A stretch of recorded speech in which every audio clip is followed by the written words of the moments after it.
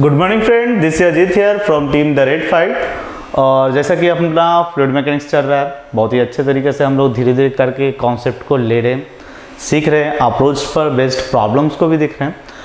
आज हमारा एक इम्पॉर्टेंट सेक्शन शुरू होने वाला है जहाँ पर अब फ्लूइड रुकी हुई नहीं होगी, फ्लूइड मूव करेगी।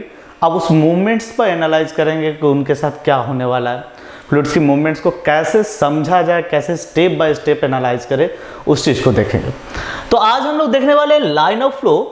तो लाइन ऑफ फ्लो के बारे में समझते हैं। क्या लाइन ऑफ फ्लो के बारे में अगर समझना है तो जस्ट अटेंशन। हम देखें कि अगर हमारा लिक्विड या फ्लूइड होता है, उस फ्लूइड के बारे में बात किया जाए तो वो फ्लो करता है।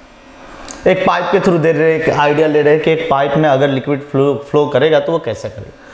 तो इसके जो फ्लो करने का जो लाइन है, सपोज ये पॉइंट हुआ, तो ये पॉइंट को आप अगर गौर से देखें तो ऐसा लगेगा कि यह पॉइंट एक लाइन में फ्लो कर रहा है। ठीक है, इसके नीचे वाला दूसरा पॉइंट किसी और लाइन में फ्लो कर रहा है, इसके नीचे वाला कोई दूसरे लाइन किसी और लाइन में फ्लो कर रहा है। ठीक है, कोई दूसरा पॉइंट कोई और लाइन में फ्लो कर रहा है। तो ये जो पॉइंट्स हुआ है, या फिर बोल सके कि पार्टिकल्स, जो लिक्विड पार्टिकल्स हैं, उसके जो फ्लो के लिए जो लाइन मिला या जो पाथ है, उस पाथ को हम बोल रहे हैं लाइन ऑफ फ्लो। ठीक है, अब इस लाइन ऑफ फ्लो में आज हम लोग देखेंगे स्ट्रीम लाइन फ्लो।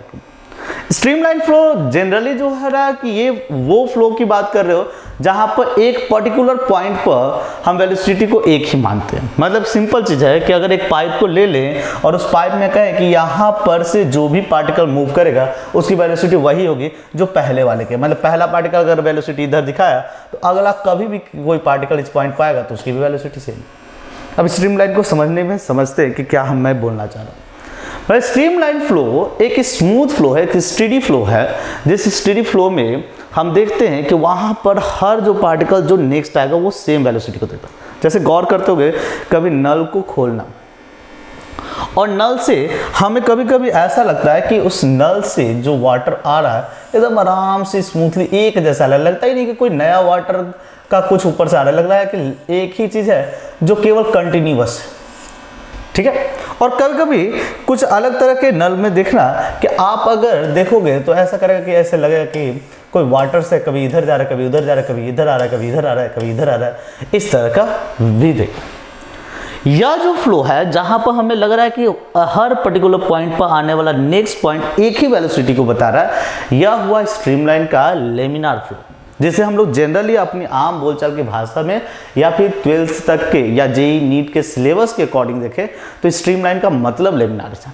बट यह जो फ्लो है जहां पर पार्टिकल्स की वेलोसिटी पर ये सर्टेन कमेंट नहीं कर सकते कि इस पॉइंट से यही वेलोसिटी रहेगा, इसको बोलेंगे टर्बुलेंट फ्लो। ठीक है, अब इस लेमिनार और टर्बुलेंट फ्लो पर हम एक और चीज को देख लेते हैं। अगर हम गौर करें कि तो लेमिनार फ्लो में मैं बताना चाह रहा हूं कि लेमिनार फ्लो में पार्टिकल्स जो होगा लेयर बाय लेयर करके फ्लो कर रहा है। जस्ट आप गौर कर सकते हैं इस डायग्राम पर। लेमिनार फ्लो स्ट्रीमलाइन फ्लो का मेन फ्लो हुआ लेमिनार फ्लो, जहां पर हर पार्टिकल एक लेयर बाय लेयर करके फ्लो कर रहा है, परफॉर्म कर रहा है और अलग अलग पॉइंट पर अलग वेलोसिटीज को एग्जीक्यूट कर रहा है। टर्बुलेंट फ्लो में क्या हो रहा है कि यहाँ पर पार्टिकल की वेलोसिटी कोई फिक्स नहीं है, कभी इधर कभी उधर, कभी आपस में ही ऐसे सर्कुलेट हो रहा है। अब बोलिएगा कि ये सर्कुलेशन वाली बात हमको समझ में नहीं आ रहा है। तो बारिश की बूंदों को देखना, अगर पानी में आएंगे और गिरते रहेंगे, उस समय पर बारिश होते रहेगा तो धीरे धीरे करके बबल्स बनाते चल जाते हैं। ठीक है, उस फ्लो को बोला जाता है टर्बुलेंट फ्लो, जो हमारे सिलेबस का पार्ट नहीं होगा स्टडी के लिए। हम लोग जो पढ़ने जा रहे हैं वो होगा लेमिनार फ्लो। इस पर based main problem JEE NEET के हिसाब से और कॉन्सेप्ट को सीखेंगे, आराम से सीखेंगे, बहुत आराम से सीखेंगे और एग्जाम में स्कोर करके अपने स्कोर को ऐड करेंगे, क्योंकि इजी है, ये भी इजी है बट हमारे सिलेबस का। तो लेमिनार फ्लो के बारे में एक आइडिया जानते हैं। स्ट्रीमलाइन फ्लो का मेन ऑब्जेक्टिव लेमिनार फ्लो का मतलब हुआ कि आप ये लेयर बाय लेयर फ्लो को देखोगे और लेयर बाय लेयर देख करके उसके बाद हर लेयर हर दूसरे लेयर से इंडिपेंडेंट होगा। पार्टिकल्स की वेलोसिटी इस लेयर पॉइंट पर सब जगह सेम मिलेगी, इस लेयर पर सेम मिलेगी, इस लेयर पर सेम मिलेगी, सेम मिलेगी, सेम मिलेगी। टर्बुलेंट में ऐसा कोई सर्टेन बात नहीं है, आपस में एक लेयर दूसरे लेयर से इंटरेक्ट नहीं होगा, लेकिन टर्बुलेंट में एक लेयर दूसरे लेयर से इंटरेक्ट करेगा, रैंडम हो जाएगा। इसकी वेलोसिटी के बारे में कोई ईमान धर्म नहीं है। ठीक है, देखते हैं आगे अपनी बातों को। आगे आपके लिए नोट्स पॉइंट से आपके लिए डेफिनेशन को लिख दिया है ताकि आप नोट्स बना रहे हो, अगर इनकेस बना रहे हो तो आप इससे स्क्रीनशॉट लेकर के बना लें, ठीक है। जो बात हमने बोला उस बात को लिख दिए। कैरेक्टरिस्टिक्स बता रहे हैं, हाँ कैरेक्टरिस्टिक्स में एक पॉइंट जो पहला है वो हम लोग डिस्कस कर लेते हैं। कैरेक्टरिस्टिक कहता है कि अगर मान लें कि यह आपका पाइप है, डायग्राम बना लीजिएगा पहले पॉइंट के साथ में, कि इस पॉइंट पर अगर आप कह रहे हो कि ये मेरा स्ट्रीमलाइन है, ये फ्लो करने का डायरेक्शन हुआ, तो इस पॉइंट पर अगर कोई आपसे पूछ दे कि वेलोसिटी ऑफ पार्टिकल क्या होगा, तो इस पर्टिकुलर पॉइंट पर आप टेंजेंट बना लोगे और टेंजेंट ही आपको वेलोसिटी ऑफ पार्टिकल बताएगा, कोई दिक्कत नहीं। दूसरी बात बोला जाए कि streamline never intersect each other, तो पहले पॉइंट्स को अगर जस्टिफाई कर रहे हैं तो दूसरे पॉइंट को हम जस्टिफाई कर सकते हैं इजिली, कि अगर स्ट्रीमलाइन एक ही पॉइंट पर इंटरसेक्ट करे या कहीं भी इंटरसेक्ट करे तो आपको दो टेंजेंट मिल जाएगी, और अगर दो टेंजेंट मिल गया मतलब कि दो वेलोसिटी, पार्टिकल की दो वेलोसिटी नहीं हो सकती, ठीक है। तो इसलिए सेकंड पॉइंट लिखा, बाकी आपके नोट्स पॉइंट ऑफ व्यू से मैंने लिख रखा है, डायग्राम बना लीजिएगा तो थोड़ा सपोर्ट मिलेगा। रेनॉल्ड्स नंबर, यस, यह नंबर हमें क्या मदद करने वाला है तो सुन लीजिए। अब हम पार्टिकल्स को रुके हुए, मतलब फ्लूइड्स को रुके हुए नहीं देखना है, अब उसके फ्लो के साथ एनालाइज करेंगे।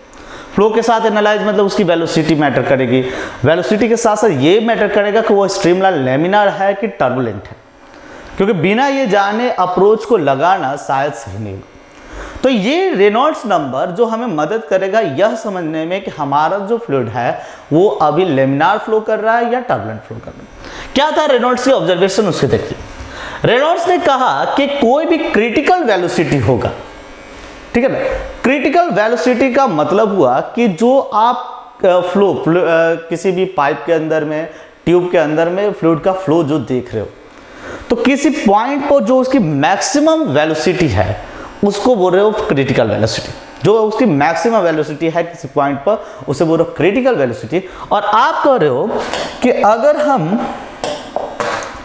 कहे तो जो क्रिटिकल वेलोसिटी है वो क्रिटिकल वेलोसिटी डायरेक्टली प्रोपोर्शनल होगा coefficient of viscosity of liquid, ठीक है ना, मतलब कि coefficient of viscosity of liquid, ठीक है। दूसरी बात रेनॉल्ड्स ने कहा कि it will be inversely proportional to the density of liquid. Obviously कि डेंसिटी ज्यादा होगी तो क्रिटिकल वेलोसिटी कम होगी, इनवर्सली प्रोपोर्शनल टू डेंसिटी। तीसरी बात बोला inversely proportional to the diameter. Diameter is मतलब कि ये रिफ्लेक्ट करेगा उसके साइज का, जिसकी साइज बड़ा होगी उसकी वेलोसिटी, क्रिटिकल वेलोसिटी कम होगी। तो इसने अगली बात कहा है कि critical velocity inversely proportional to diameter. क्या क्या टर्म्स को यूज कर रहे हैं हम लिख देते हैं। VC यहां पर यूज कर रहे हैं क्रिटिकल वेलोसिटी, ठीक है। ये ईटा यूज किया जा रहा है कोएफिशिएंट ऑफ विस्कोसिटी। आपका रो यूज किया जा रहा है डेंसिटी ऑफ फ्लूइड लिक्विड। आपका D यूज किया जा रहा है डायमीटर ऑफ लिक्विड। और हम कह रहे हैं कि ये तीन ऑब्जर्वेशन को अगर ध्यान में रखें तो इस ऑब्जर्वेशन के आधार पर रेनॉल्ड्स का कहना है कि we can write critical velocity proportional to eta by rho D. और प्रोपोर्शनलिटी साइन हटाओगे तो आप इंट्रोड्यूस करोगे कांस्टेंट को, जो constant Reynolds number eta by rho D. और आप कहोगे कि यहां से हमें रेनॉल्ड्स नंबर मिलेगा VC rho D by eta. यह है रेनॉल्ड्स नंबर। अब रेनॉल्ड्स नंबर क्या करेगा तो सुन लो। रेनॉल्ड्स नंबर का कहना है कि अगर आप किसी भी फ्लूइड्स को एनालाइज कर रहे हैं, ठीक है, एनालाइज कर रहे हैं, तो आपको क्या होगी कि एनालाइज करते समय ये रेनॉल्ड्स नंबर आपको डायरेक्ट बताएगा कि इस सर्टेन वेलोसिटी पर जो आपने लिया है ऑब्जर्वेशन के लिए, उस समय उसे लेमिनार कंसीडर करना है या टर्बुलेंट करना। अब बोलोगे कि कैसे सर पता चलेगा?